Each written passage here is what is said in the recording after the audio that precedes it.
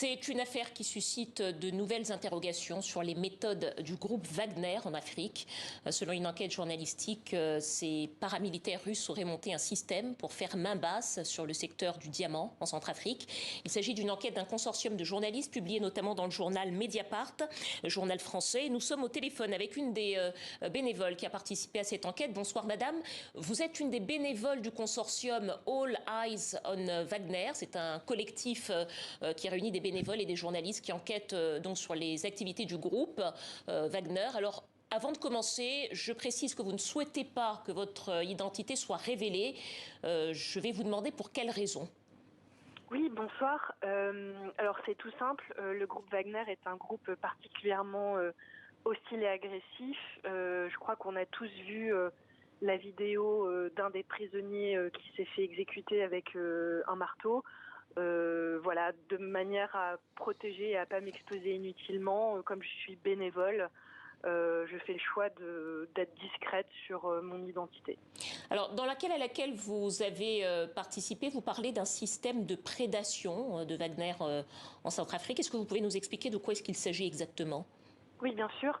Alors, la présence du groupe Wagner dans le secteur des minerais est connue depuis un certain temps, avec notamment les sociétés Lobaye Invest et Midas Ressources qui sont en charge de mines d'or et de diamants.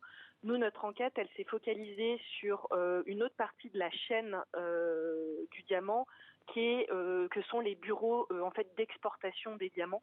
Et donc cette enquête montre que le groupe Wagner est présent sur toute la chaîne de la production, enfin de l'exploration à l'extraction des diamants, jusqu'à la vente des diamants sur les marchés internationaux. Alors, quand on regarde votre enquête avec attention, on se rend compte que ce que vous reprochez au groupe Wagner, c'est de contourner en fait l'interdiction d'exporter les pierres précieuses selon ce qu'il est commandé par le processus de Kimberley.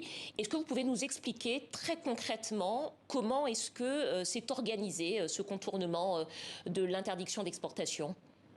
Oui, alors déjà il faut rappeler que le groupe Wagner, au travers de différentes entités, est sanctionné internationalement. Donc ça veut dire qu'aujourd'hui, même s'ils étaient dans le respect du process de Kimberley, on ne pourrait pas faire des affaires avec.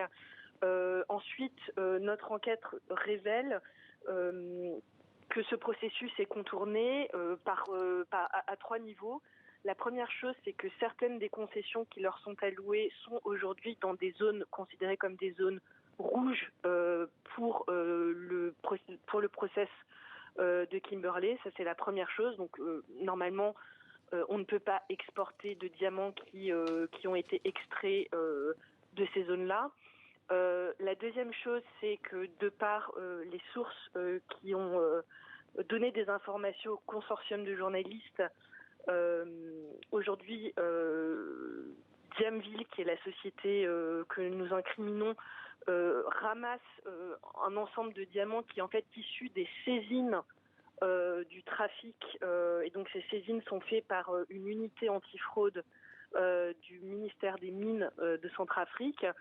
Aujourd'hui, Wagner ramasse l'ensemble de ces saisines-là.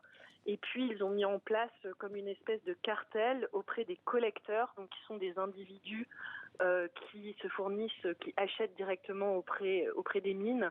Et donc, ils les préfinancent de manière à ce que les achats qu'ils font reviennent systématiquement pour la société Diamville. Une toute dernière question, en quelques mots, il nous reste peu de temps. Comment est-ce que vous avez obtenu les informations qui sont contenues dans cette enquête ? Oui, alors on a rassemblé trois groupes. Donc déjà le groupe All Eyes on Wagner, où nous en fait on fait de la recherche principalement en source ouverte dans le cyberespace, avec un consortium de 13 médias européens qui font du journalisme d'investigation.